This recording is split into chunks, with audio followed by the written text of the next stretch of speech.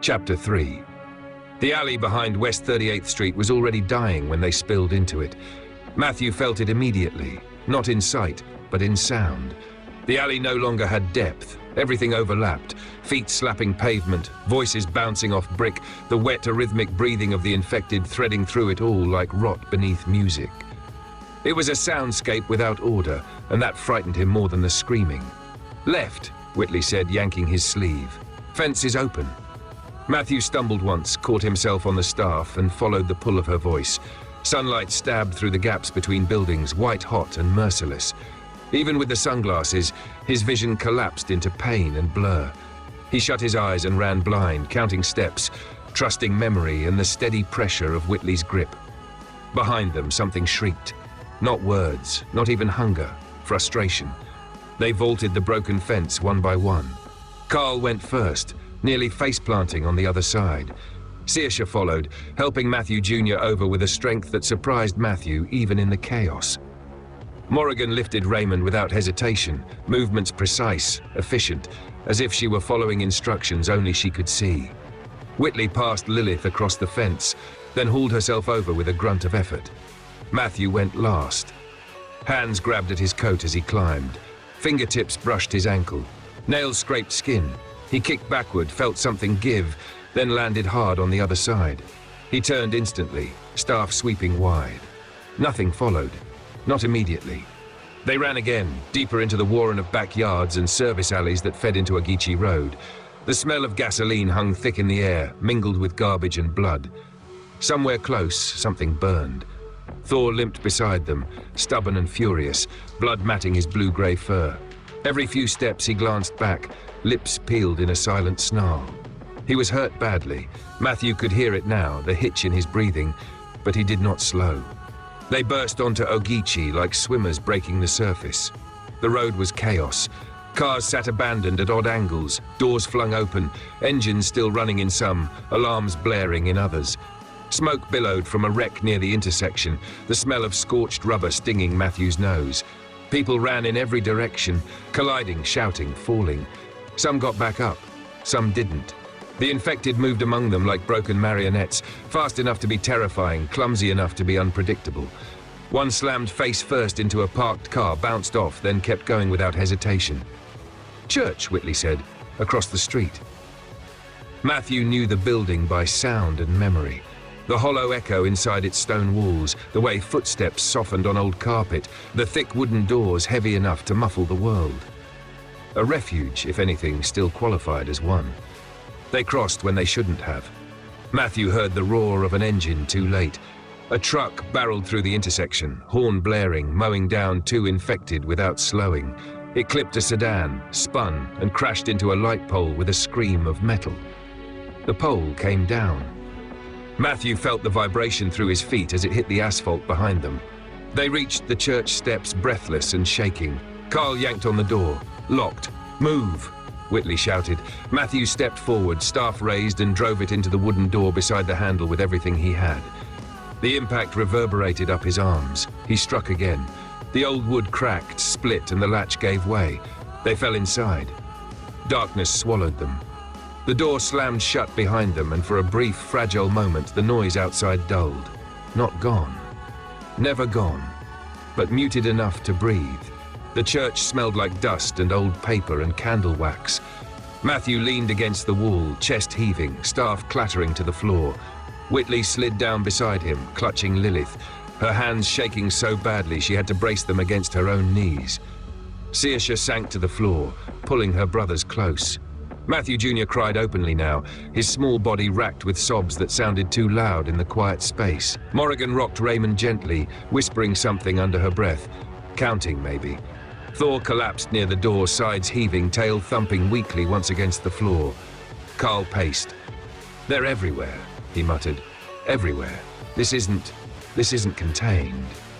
Matthew wiped sweat from his face, fingers coming away sticky with blood that wasn't his. He slid his sunglasses up for a moment, blinking against the dim interior light, then shoved them back down. Even here, the ache lingered. "Listen," Matthew said. They did.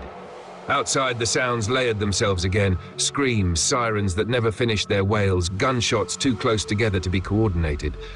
The city wasn't fighting back. It was unraveling. The radio Carl had dropped back at the house crackled faintly in Matthew's memory, ghost voices of authority dissolving into static. "No help's coming," Whitley said quietly. Matthew didn't argue. He stood slowly, ignoring the way his legs trembled, and began to move through the church by touch. He counted pews, traced walls, found side doors and windows.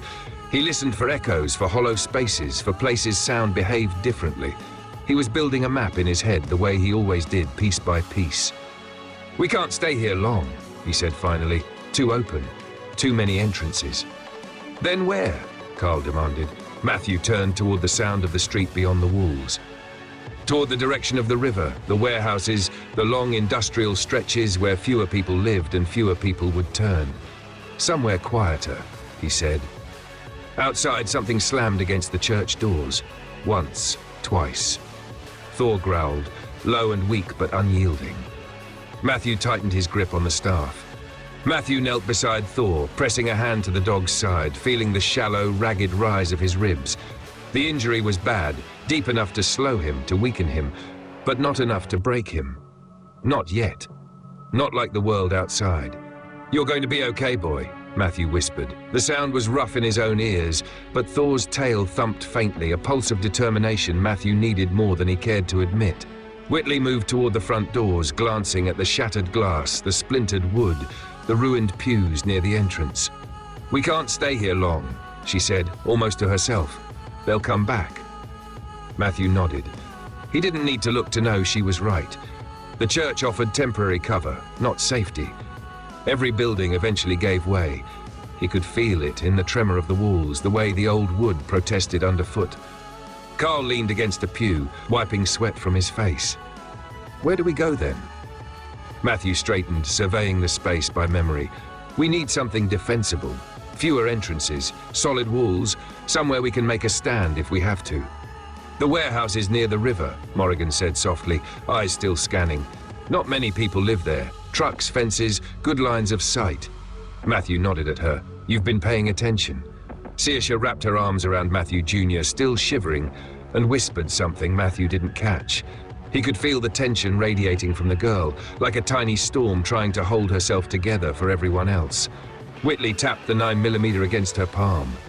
"We leave now, before they realize we're hiding." Matthew gathered the family near the back of the church, keeping Thor close. The dog limped but followed immediately, growling quietly at shadows. Matthew lifted the Lawson 380. He checked the slide one last time, listening for the familiar click. Loaded, ready, not enough, never enough.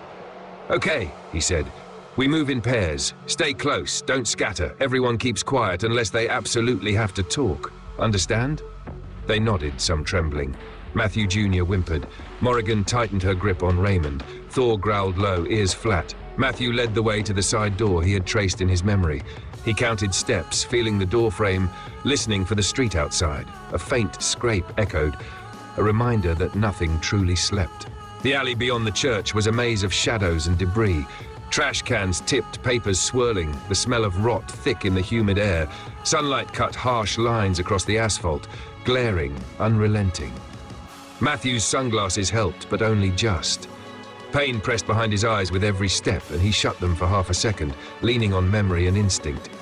Thor limped ahead, nose to the ground, ears flicking. He paused at intervals, growling low, then moving again. Matthew stayed close, hand on the dog's back when needed. They reached the edge of the street, and Matthew froze. Movement ahead. Two figures, staggering unnaturally, weaving through abandoned cars. No sound from the street other than the faint wail of alarms and distant sirens. The infected, slow, deliberate, with broken, jerking steps. Matthew whispered to Whitley, "Give me the street. Stay on the edges. Keep the kids close." She nodded, hands tight on Lilith. The others flanked him, Thor in the lead and Carl bringing up the rear. Matthew took the first few steps carefully. Every sound was amplified. The scrape of shoes on asphalt, the clatter of trash cans, the distant hum of engines still running. The infected didn't notice them. Not yet. Matthew breathed steadily, counting, listening, timing. One of the figures stumbled, hitting a car door. Metal shrieked. The other turned its head, eyes unseeing, but it seemed to sense something. Matthew froze.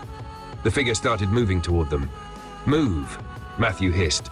They ran, Thor leading, paws slapping asphalt, body low and determined. Saoirse dragged Matthew Jr., Morrigan carried Raymond, Whitley balanced Lilith, gun held ready. Carl stumbled after them. The warehouses were close, an industrial complex at the edge of the river. Fewer people lived here, fewer streets to navigate. Matthew knew the layout in parts from past trips with Carl. He ran by memory, counting steps, gauging distance by sound. The first obstacle came in the form of a fallen fence. Rusted metal bent in twisted shapes, sharp edges that caught on clothing. Matthew grabbed a length, twisted, shoved, and cleared a path for the children. Behind them a scream, human? Infected? Matthew didn't have time to analyze. Just run. They reached the first warehouse. Doors heavy and metal, sliding rather than swinging. Matthew felt the handle, cold, solid, locked from the inside. He pushed with all his weight. Nothing. "Help," Whitley called.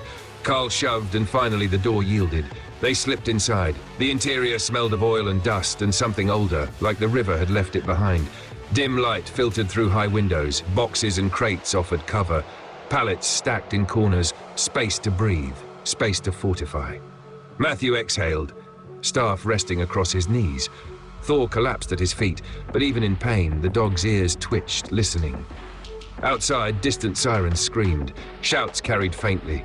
The infected roamed the streets like broken marionettes. Matthew crouched, whispering, "We fortify. Barricade entrances. Keep watch. Rotate shifts. Keep quiet. Understood?" No one argued. Saoirse began stacking boxes near the entrance. Morrigan helped Carl drag crates against the rear doors. Whitley worked quietly, pistol resting on her lap, eyes scanning shadows. Matthew took the staff, running his fingers along the metal beams and corners of the warehouse, imagining vantage points, escape routes. Every sound mattered, the creak of metal under weight, the distant hum of traffic, the soft sigh of the river nearby. Hours passed. They worked, silent except for occasional murmurs. Thor whined once, Matthew Jr. cried softly, Raymond demanded attention. Morrigan whispered, counting patterns to keep him calm. Then the first attack came. A section of wall rattled, small, almost imperceptible at first, then a crash. Metal clanged. Something tried to push through a side door. Matthew spun, staff raised, and heard the wet scrape of nails on concrete. Outside, sunlight glared through the high windows. Shadows moved unnaturally. The day had arrived, and it had brought the city with it. Matthew tightened his grip on the staff. "We fight if we have to," he whispered. "Or we run," Whitley said, eyes scanning the shadows. Matthew nodded once. Both options were terrifying. Both were necessary. Outside, Savannah screamed. Inside, the dyers prepared, and the world, bright and broken, waited to test them. The warehouse smelled of oil, dust, and damp wood, but Matthew had no time to dwell on it. Every second counted. The scrape of metal from the side door outside grew louder, more deliberate, accompanied by a low, wet groan that sent a chill straight down his spine. Thor growled, low and dangerous, his injured leg planted stiffly. Matthew pressed a hand against the dog's back, feeling the tension radiate through his body.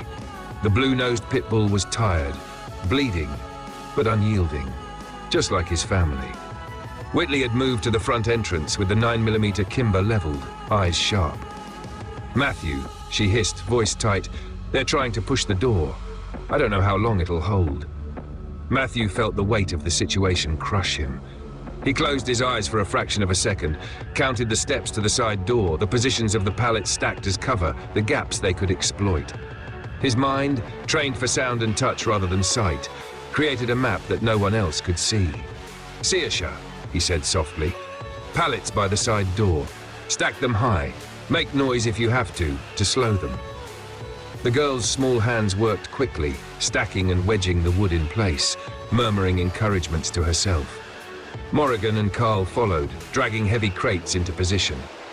Matthew grabbed the staff and positioned himself near the center of the warehouse, ready to intercept anything that breached the weak points. Every sense strained, ears catching the scraping, the shuffle of movement, the wet thud of bodies colliding outside. Then came the first attack. The side door rattled violently, hinges groaning, metal screeching against the frame. Matthew swung the staff in a wide arc, anticipating the moment the door would give. A clawed hand burst through.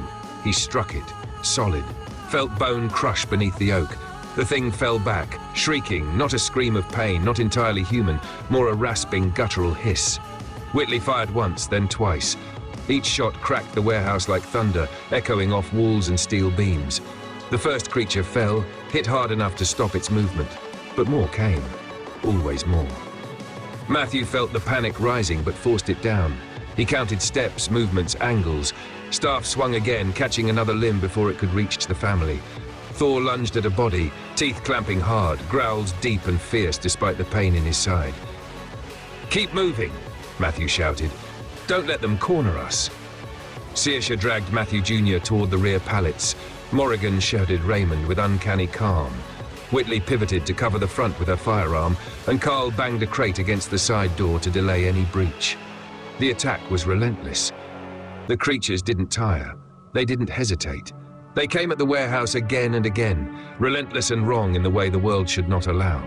Matthew's body moved automatically. Strike, pivot, block, push, repeat. Each swing of the staff, each strike of his knee or shoulder, counted. Every motion was practiced, precise, necessary. Outside, the city continued its descent. Screams and sirens blended into a single oppressive soundscape. Cars abandoned, engines still running. Broken glass glittered like jagged sunlight on the asphalt. Somewhere, a building collapsed. Somewhere else, a child screamed. Inside, the family clung together, each member performing their role.